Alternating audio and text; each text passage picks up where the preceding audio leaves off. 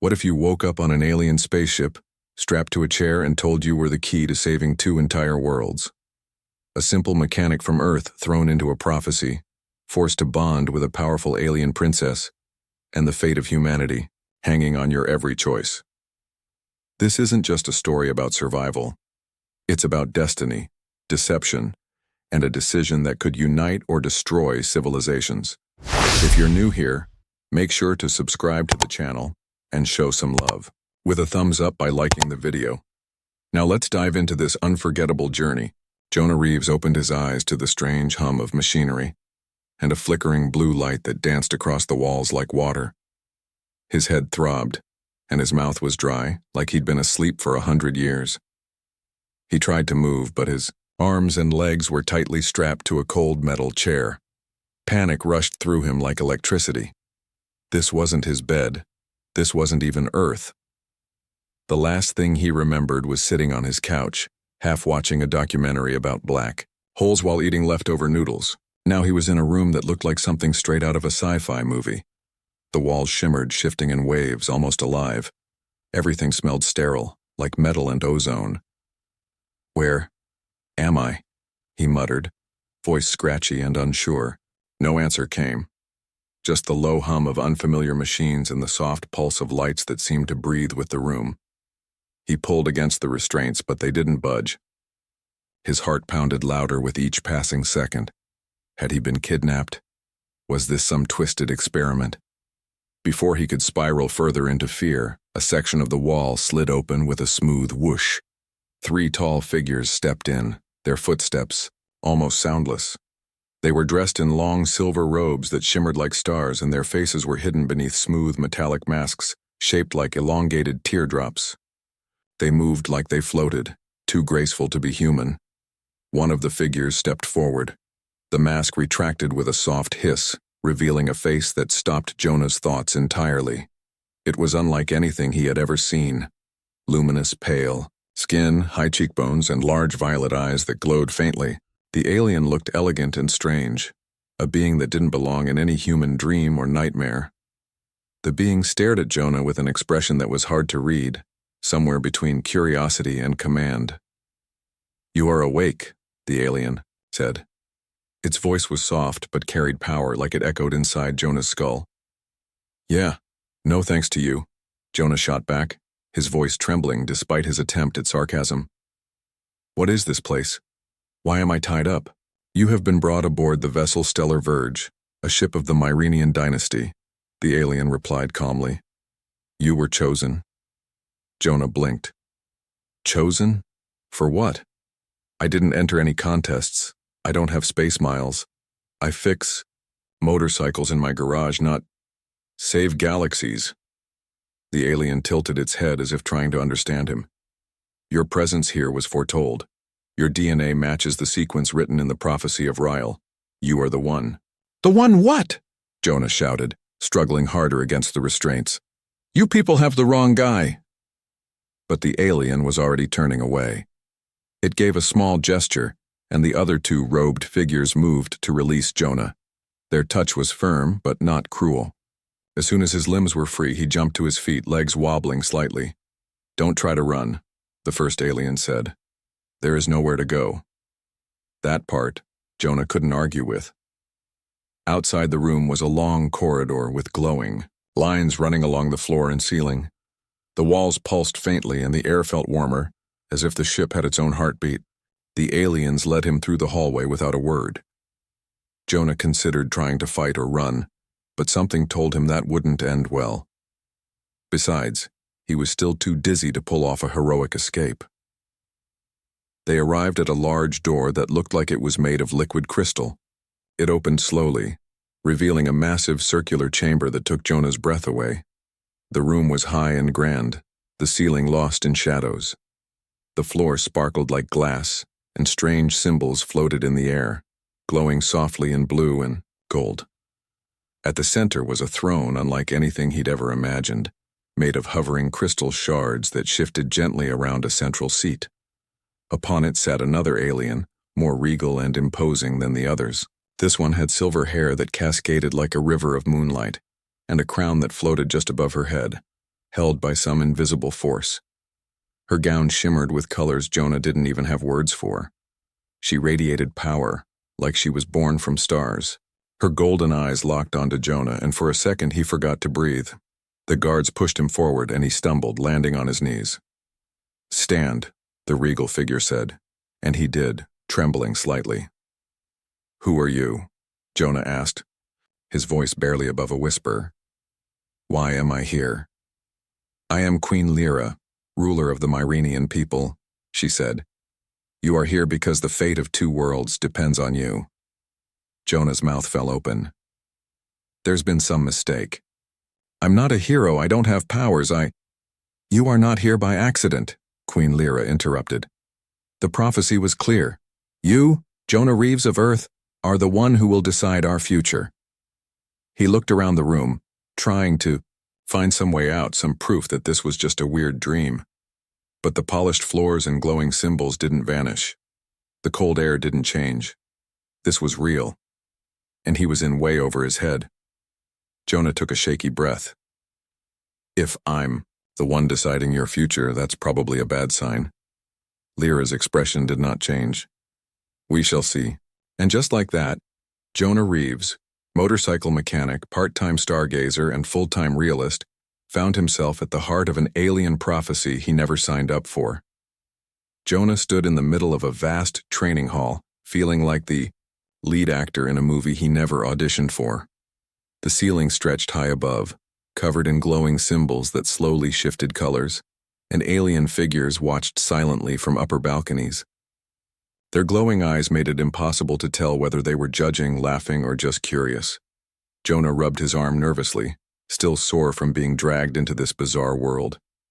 In front of him stood a table covered in strange objects. Some looked like tools, others like fancy space utensils or alien art projects gone wrong. At the head of the room stood Princess Nira, her arms crossed, face set in stone. Her eyes scanned Jonah like he was a puzzle missing too many pieces. "You will complete the trials," she said in a voice that could freeze fire. "To be accepted by our people, you must prove your understanding of our culture." Jonah blinked. "Do I get flashcards, maybe a cheat sheet?" A flicker of a smirk crossed Nira's lips, but it disappeared just as quickly. She gestured to the table. "Your first task, identify the items and use them as they are meant to be used." Jonah walked over and stared at the strange collection. He picked up a small glowing cube, which vibrated in his hand like it had a heartbeat. He turned it over a few times, shrugged, and poked it. The cube expanded suddenly into a floating orb that spun in place and released a soft hum. "This must be a map," he said, proud of his guess. Snickers echoed from the balconies above.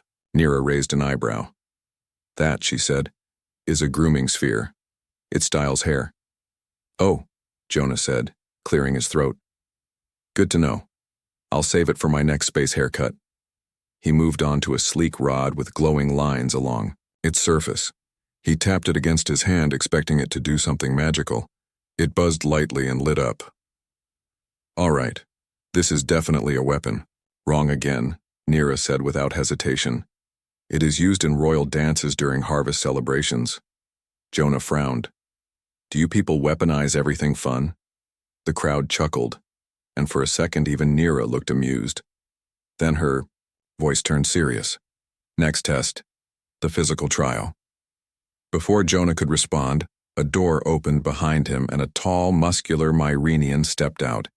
The alien had 4 arms and wore armor that shimmered with every movement. He tossed Jonah a thin rod, about the size of a baton. "What's this?" Jonah asked, catching it awkwardly. "Your training stick," the alien replied. "You will use it to survive." Jonah's stomach dropped. "Survive what exactly?" The alien answered by activating his own rod, which transformed into a glowing blade. Without warning, he lunged. Jonah yelped and dove to the side, the energy blade slicing the air where he had just stood. He scrambled to his feet and backed away. "Whoa! Time out! I wasn't warned this would be Mortal Kombat in space. You must adapt," the instructor growled, swinging again. Jonah ducked, rolled, and accidentally smacked the alien's shin with his stick. The crowd gasped as the alien grunted in surprise and stepped back. Jonah froze, shocked by his own luck. "Nice move," Nira said flatly from the side. "But don't get too confident." The battle continued for several more exhausting minutes. Jonah didn't win, far from it, but he managed to survive without any broken bones. When it finally ended, he was drenched in sweat, his shirt clinging to him and his hair sticking out in every direction. The instructor gave a small nod. Not skilled, but resourceful. "High praise coming from Mr. Extra Arms," Jonah muttered under his breath. As he caught his breath, Nira approached him again. This time she held a small glowing orb. "One final test today," she said, her voice gentler than before. "This is a thought link orb. It will connect our minds temporarily. To earn trust, you must be willing to let your mind be open, and you must understand mine in return." Jonah hesitated. "That sounds intense." "It is," she replied, "but this is the only way to truly see." With a deep breath, Jonah placed his hand on the orb. It pulsed with light, and suddenly a wave of emotions flooded through him. Fear, duty, loneliness, pride. Memories flashed in his mind. Nira as a child, training endlessly, trying to live up to her father's expectations. Her anger when her mother died. Her confusion the first time she saw Earth from a distance and wondered what kind of people lived there. Jonah gasped, overwhelmed by the flood of feelings that weren't his. Then just as quickly it ended. The connection faded. Nira stepped back, her face unreadable. Jonah stared at her, seeing her differently now. Not just a cold princess, not just royalty, but someone who carried more weight than anyone should have to. "I didn't expect that," he said quietly. "Neither did I," she replied, softer now. For a moment the room was silent. The onlookers watched, but no one spoke. Jonah didn't know what would come next. He wasn't sure he even wanted to know. But something had shifted. He wasn't just a clueless human anymore. He was part of something much bigger, whether he liked it or not. Jonah lay on the strange, cushiony bed in his quiet chamber, staring at the glowing patterns on the ceiling. The day's events swirled in his mind like a storm he couldn't escape. The training, the battles, the thought link with Princess Nira, none of it felt real. And yet, his aching muscles and spinning thoughts reminded him it absolutely was. He had come to understand that he was caught in something ancient and powerful, something bigger than he could understand. He was still the same guy who fixed motorcycles and argued with vending machines, but now he was expected to be some sort of interplanetary savior. He rolled over with a sigh. Even though he was alone, he couldn't shake the feeling that someone, or something, was watching him. The room was silent except for the faint hum of the energy field at the door. It pulsed gently, a reminder that he was still a guest, or perhaps a prisoner, on this massive alien ship. He closed his eyes, hoping sleep would come quickly.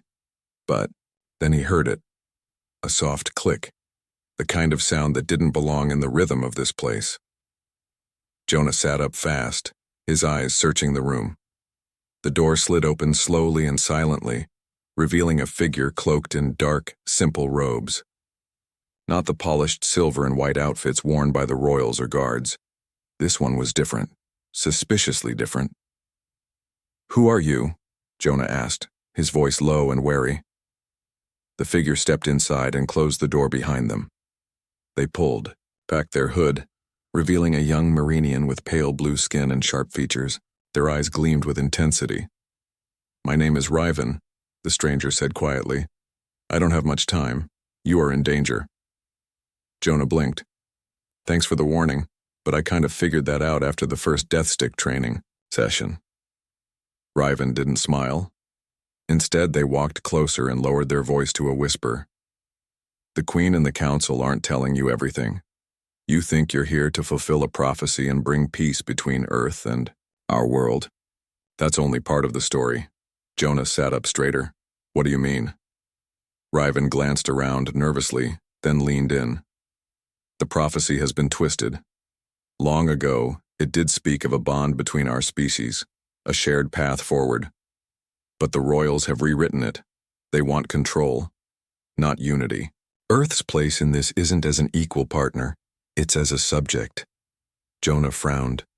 Wait, you're saying this whole thing, this marriage, the trials, it's just a trick to take over Earth? Riven nodded. Once the bond is complete, the Myrenian Council will claim it as a legal union. Earth's leaders will be outmatched, outgunned, and backed into a corner. Your world will become part of the Empire, quietly, without war, and no one will be able to stop it. Jonah's stomach twisted. He had been so focused on surviving, on keeping up with the tests and trying not to look like a fool in front of Nira, that he hadn't even thought about what came next.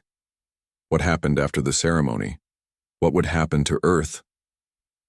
Why are you telling me this? Jonah asked. Because not everyone agrees with what's happening, Riven said. Some of us believe the old prophecy, the real one, meant for the two worlds to join by choice, not by pressure. You're the only one who can break their plan. Without your part, the bond can't be completed. You have power even if they don't want you to realize it. Jonah leaned back, trying to process the weight of Riven's words. And what exactly do you expect me to do? Sabotage the wedding? Refuse the ceremony? You know what they'll do to me if I back out, right? Riven's eyes met his. Yes, but if you go through with it, you'll help them control billions of people without their knowledge. You'll become the reason your planet loses its freedom. Is that a weight you want to carry? Jonah didn't answer right away. He looked down at his hands. Just a few days ago, those hands were covered in grease from working on engines. Now they were shaking under the pressure of political lies, ancient prophecies, and alien politics. He didn't ask for any of this. Riven placed a small object on the table beside him. It was a small silver chip, no bigger than a coin. This holds the original version of the prophecy. If you choose to act, use it. It's your proof. But choose carefully. Once the ceremony begins, there's no turning back.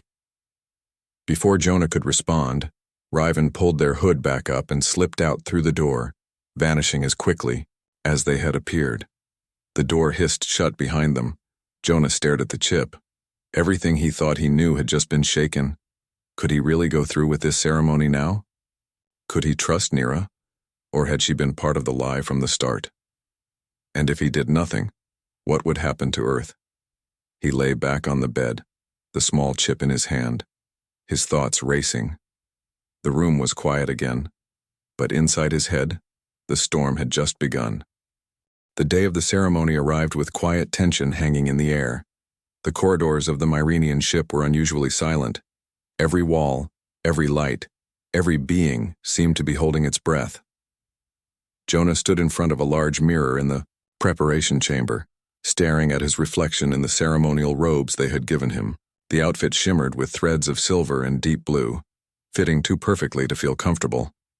He looked like royalty, but inside he felt like an imposter, a mechanic pretending to be a hero in a galaxy that had no idea who he really was. His hands trembled slightly as he touched the small chip hidden inside the lining of his robe, the one Riven had given him.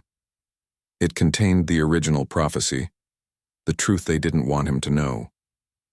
It weighed more than its size, like it carried the future of two worlds in its polished shell. Jonah had barely slept the night before. Thoughts had swirled endlessly. Memories of Earth, flashes of Nira's emotions from the mind link and Riven's warning. Was Nira a victim of her world's traditions too? Or was she part of the plan to quietly take over Earth under the name of peace? A soft chime echoed through the room.